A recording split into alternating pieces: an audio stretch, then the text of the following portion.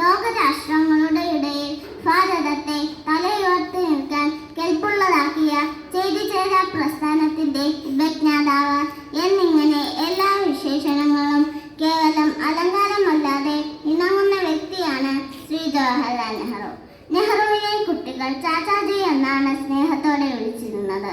തന്റെ കുപ്പായത്തിൽ എപ്പോഴും ഒരു പനിനീർ പൂ കൊണ്ട് നടക്കുമായിരുന്നു. ഇന്നത്തെ കുട്ടികളാണ് നാളത്തെ പൗരന്മാരെന്നും നല്ല രീതിയിൽ അവരെ വളർത്തിയാലേ നാളെ നല്ല രാഷ്ട്രം ഉണ്ടാവുകയുള്ളൂ എന്നും നെഹ്റു എപ്പോഴും പറയുമായിരുന്നു. സത്യം, ധർമ്മം, ദയ, അച്ചടക്കം തുടങ്ങിയ ശീലങ്ങൾ നാം ചെറുപ്പത്തിലേ ശീലിക്കണം. എങ്കിലേ വലുതാകുമ്പോഴും ഈ ശീലങ്ങൾ നമുക്കുണ്ടാവൂ. നിങ്ങൾ 1 വർഷമാണ് മുന്നിൽ കാണുന്നതെങ്കിൽ കൃഷി ചെയ്യുക. 10 വർഷമാണ് മുന്നിൽ കാണുന്നതെങ്കിൽ ഒരു വൃക്ഷം നടുക. 1 നൂറ്റാണ്ടാണ് മുന്നിൽ കാണുന്നതെങ്കിൽ കുട്ടികളെ നന്നായി വളർത്തുക. നെഹ്റുവിന്റെ വാക്കുകളാണിത്. ഇന്ത്യയുടെ ഭാവി എങ്ങനെയായിരിക്കണമെന്നും സമ്പദ്ഘടന എങ്ങനെ കെട്ടിപ്പടുക്കണമെന്നും നെഹ്റുവിന് ഉത്തമ ബോധ്യമുണ്ടായിരുന്നു. സാമൂഹിക സാമ്പത്തിക അസമത്വങ്ങൾ നിറഞ്ഞ കാലത്ത് നിന്നും എല്ലാവർക്കും അവസര സമത്വം സോഷ്യലിസ്റ്റായ നെഹ്റു സ്വപ്നം കണ്ടിരുന്നു. വ്യക്തമായ പദ്ധതിയിലൂന്നിയ വ്യവസായ വിപ്ലവം നടപ്പാക്കുകയും വ്യവസായ വിപ്ലവം കുതിച്ചുയർന്ന സോവിയറ്റ് യൂണിയനിലെ പാഠങ്ങൾ അദ്ദേഹം ഇന്ത്യയിലേക്കും പകർത്തുകയും ചെയ്തു.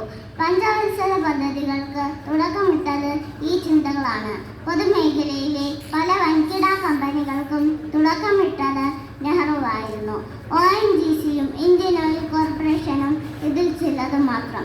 സ്വാതന്ത്ര്യത്തിനു ശേഷം ചിതറിക്കിടന്ന നാട്ടുരാജ്യങ്ങളെ ജനാധിപത്യ മതനിരപേക്ഷതയുടെ ഭാഗമാക്കാൻ അദ്ദേഹം പരിശ്രമിച്ചു. ഇന്ത്യ ഇന്ന് ഇന്ത്യയായി നിലനിൽക്കുന്നത് നെഹ്റുവിന്റെ ഭരണകാലത്ത് നിർമ്മിച്ച ഭരണഘടനയിലൂടെയാണ്.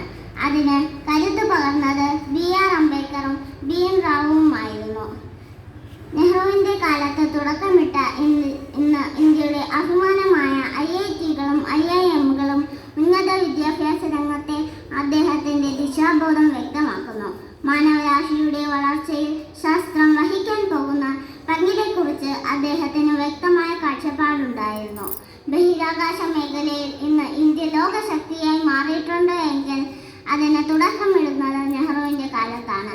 എല്ലാ മതങ്ങളെയും മതവിശ്വാസങ്ങളെയും അംഗീകരിക്കുമ്പോൾ തന്നെ മതത്തിനെ അധികാരത്തിന് പുറത്തു നിർത്താൻ നെഹ്റുവിന് കഴിഞ്ഞു. നമ്മുടെ മതമോ മതവിശ്വാസമോ എന്തുമാകട്ടെ, നാമെല്ലാം ഒരു ജനതയാണെന്ന് നിരന്തരം ഓർമ്മിക്കണം എന്നാണ് നെഹ്റു നമ്മെ ഓർമ്മിപ്പിക്കുന്നത്. ജ്ഞാനാർത്ഥത്തിൽ ഏകത്വമാണ് ഇന്ത്യയുടെ സൗന്ദര്യം, ബഹുസ്വരതയാണ് ഇന്ത്യയുടെ ശക്തി. ഇന്ത്യയെ സ്നേഹിക്കുന്ന ഏതൊരാൾക്കും നെഹ്റുവിനെ മറക്കാൻ കഴിയില്ല.